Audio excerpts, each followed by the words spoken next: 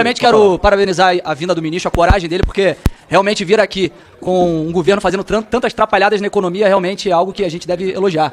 Saudar todos aqui presentes. Mas, ministro, e todos os componentes da mesa, é engraçado nós ouvirmos aqui deputados falando a respeito do governo Lula dessa forma que falaram aqui, me surpreende muito, me deixa realmente querendo viver nessa propaganda do PT. Eu ouvi o deputado dizendo que a inflação está controlada. Em que mundo você vive? Você vai ao mercado, o preço dos alimentos está explodindo. O ministro falou, inclusive, que o Brasil voltou a crescer na inflação, no preço dos alimentos, nos juros, nas despesas desordenadas. Inclusive, o ministro falou que ele esteve fazendo uma reunião na casa do deputado Hugo Mota, presidente Hugo Mota, para mostrar o pacote fiscal. E ele falou que o presidente Hugo Mota é alguém que está querendo realmente fazer o Brasil crescer. Bom, pode ser, até pelas declarações que ele fez hoje. Hugo Mota diz que pacote de Haddad não será bem aceito pelo Congresso. O presidente da Câmara voltou a falar mal do pacote de Haddad em evento nesta quarta-feira, 10h53 dessa quarta-feira. Folha de São Paulo. Mota diz que medidas de Haddad devem ter reação muito ruim e que não serve a projeto político do governo. Então, realmente, pode ser que o presidente Hugo Mota queira fazer o Brasil crescer e não servir ao governo com esse pacote horrível que vem em substituição a essa outra medida desastrosa que foi o aumento do IOF. A imprensa divulgou, ministro, que inclusive, na sua apresentação, Vossa Excelência disse que a culpa pela crise fiscal é do governo Bolsonaro. Isso é mentira. Vossa Excelência não acredita nisso, ninguém acredita nisso. Mas vamos supor que seja verdade. Vamos supor que realmente a culpa foi do governo Bolsonaro, que deixou um superávit de 54 bilhões. Vocês já não tiveram tempo suficiente para colocar ordem na casa? Já não tiveram tempo suficiente para conseguir ajustar as contas públicas? Em 2023 nós vimos 230 bilhões de déficit, de prejuízo, de rombo maior da história. 2024, 11 bilhões. E isso só aconteceu, né, para mim, isso foi uma grande façanha, reduzir esse rombo de 230 para 11 bilhões. Só foi possível porque o governo começou a arrecadar muito mais, arrecadando muito mais com mais imposto. Só que o governo gasta muito mais do que arrecada. O governo Lula aumentou o imposto ao menos 25 vezes desde 2023. Desde o início do governo Lula, foram 25 medidas para aumento de impostos, aumento de alíquotas, majoração, a base de cálculo. Vou citar algumas aqui. Reversão de alíquotas de PIS e COFINS sobre grandes empresas. Tributação de fundos exclusivos e offshore. Proposta de aumento do imposto de renda sobre juros sobre capital próprio. E a mais recente, que foi o aumento do IOF. Aumento do imposto sobre operações financeiras. Essa, para mim, foi a maior lambança de todas. Não precisa ser um grande tributarista, não precisa ser um grande economista para saber que IOF é um imposto extrafiscal. Não é um imposto fiscal, não é um imposto com fins arrecadatórios. O IOF tem um fim de regular a economia. Tem o fim de combater a inflação, de proteger a indústria nacional. E aí, utiliza o IOF para fazer caixa, para aumentar a arrecadação, para tapar um pouco o rombo do governo. E a previsão que vocês tinham era de arrecadação de 61 bilhões em 2 anos com essa medida desastrosa, que repercutiu muito mal no mercado, repercutiu muito mal com a opinião pública, e aí voltaram atrás. E, aliás, eu nunca vi um governo tão atrapalhado. Toma uma medida, como foi com relação à questão do PIX, aí o Nicolas fez um vídeo que desmontou, acabou com o governo, e aí eles voltam atrás. Aí depois anuncia a IOF, aí volta atrás. É um festival de atrapalhadas, e aí vocês ficam batendo cabeça, e agora falaram o seguinte, não, nós vamos enviar uma medida alternativa. Aí todo mundo ficou na expectativa. Opa, vão enviar uma medida alternativa para que a gente possa trabalhar no equilíbrio das contas públicas e deve ser no corte de gastos. Não, pelo contrário, vieram com a proposta pior. Vieram com mais imposto. É imposto por mais imposto. Propõe aumentar a alíquota de fintech. Aliás, esse governo fala que é contra os banqueiros, mas vai aumentar a alíquota das fintechs para equiparar a alíquota dos grandes bancos. E quem é que vai sair prejudicado nessa história? Quem vai ser beneficiado? Os beneficiados vão ser os grandes bancos e as fintechs vão sair prejudicadas. Tributar em 5% de imposto de renda os títulos como LCI, LCA, CRI, CRA, que vai prejudicar quem quer investir com uma lucratividade um pouco maior que a poupança.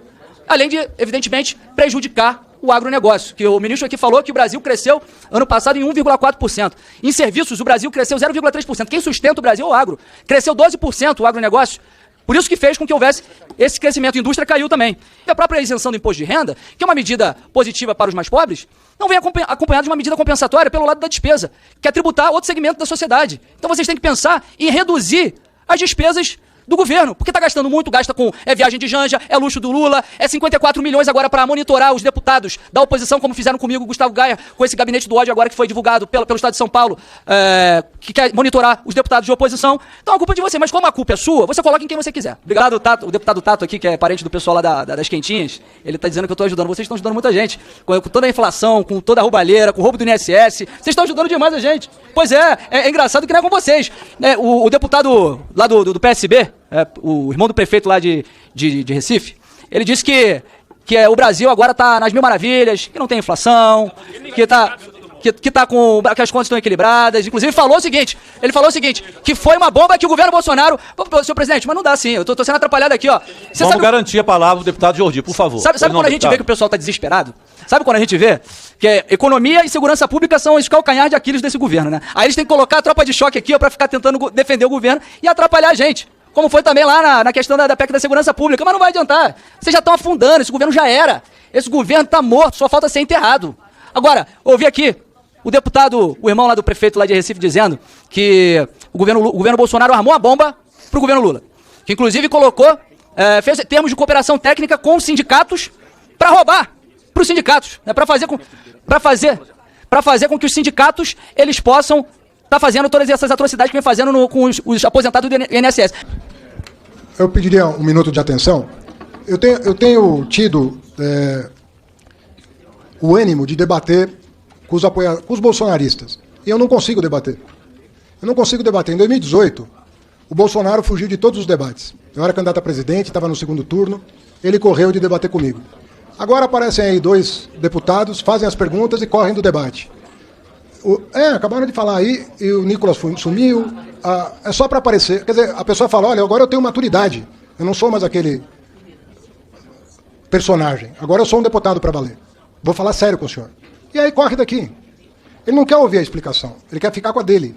Ele quer ficar com o argumento dele e não quer ouvir a explicação. Ele não quer dar a chance do diálogo fazer ele mudar de ideia. Esse tipo de atitude não é bom. Eu venho aqui com o espírito público, venho com dado oficial, venho com PECs e leis complementares que vocês aprovaram para debater. Agora, esse tipo de atitude de alguém que quer aparecer na rede falando sério e corre sempre que o embate vai acontecer, eu estou perdendo aqui um minuto para esse desabafo, porque é um pouco de molecagem, sabe? Isso não é bom para a democracia. Então, já que eles não estão aqui, quem sabe vocês mandem o recado para o Nicolas e para o Jordi, aprender um pouco das contas públicas brasileiras. Vamos começar a falar sério aqui, né? Em 2022, eles estão alegando que teve um superávit primário. Por favor, doutor, ouça. Em 2022, o Jordi e o Nicolas falaram que teve superávit primário. A que custo? Vamos lá. O Bolsonaro deu um calote nos governadores. Tomou o ICMS sobre combustíveis dos governadores com a promessa de pagar. Quem pagou foi o governo Lula em março de 2023. Quando o presidente Lula, em 2023, teve que pagar o calote de precatórios do Bolsonaro. O superávit de 22 também teve outras 2 razões. A barberagem da venda da Eletrobras, vendeu na Bacia das Almas, uma das empresas mais importantes do Brasil, e depenaram a Petrobras com a distribuição de dividendo que superou 200 bilhões de reais num único ano de distribuição de dividendo. Uma grande brincadeira. Isso não é sério. Isso não é correto. Querer fazer Bolsonaro passar como estadista, nós vamos ter vergonha há muito tempo do quadro dele estar na galeria dos presidentes da República. É um absurdo o que esse homem fez em 2022 para ganhar a eleição e perdeu. Vai falar de barberagem? Por causa de fake news de Pix? Com o patrocínio das Big Techs para atingir 300 milhões. Não tem 300 milhões de pessoas no mundo que falam português?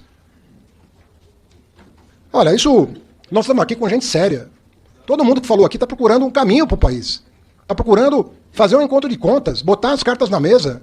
Esse tipo de postura, esse tipo de molecagem de Nicolas e Jordi, que correram do debate, não vai adiantar. Quem sabe eles apareçam aqui ou ouçam essa gravação no YouTube, para ver se aprende um pouco de conta pública. Tá, então 1 minuto para o deputado Jordi e seguimos depois a lista. Presidente, eu não estava aqui na comissão, porque é evidente, nós fazemos parte de várias comissões, fui em outra comissão, mas fui informado que o ministro foi extremamente desrespeitoso comigo, o deputado Nicolas, nos chamou de moleque, porque ele ficou um pouco chateado com as verdades que nós trouxemos aqui, sobre toda a questão do déficit fiscal que ele promove, com a questão do desequilíbrio que é promovido pelo aumento de impostos e uma gastança desenfreada pelo seu governo. Quero te dizer, ministro, que moleque é você. Moleque é você, por ter aceitado um cargo dessa magnitude e só ter feito 2 meses de economia. Moleque é você, por ter feito com que o nosso país tivesse o maior déficit fiscal da história, 230 bilhões, logo após o governo Bolsonaro ter dado superávit, e o presidente Bolsonaro passou por uma pandemia. Você, o governo Lula, é pior que uma pandemia. Então, só para finalizar aqui, não vem aqui querer cantar de galo na Câmara dos Deputados, porque você é ministro, mas eu sou deputado. Respeite o parlamento. Moleque é você.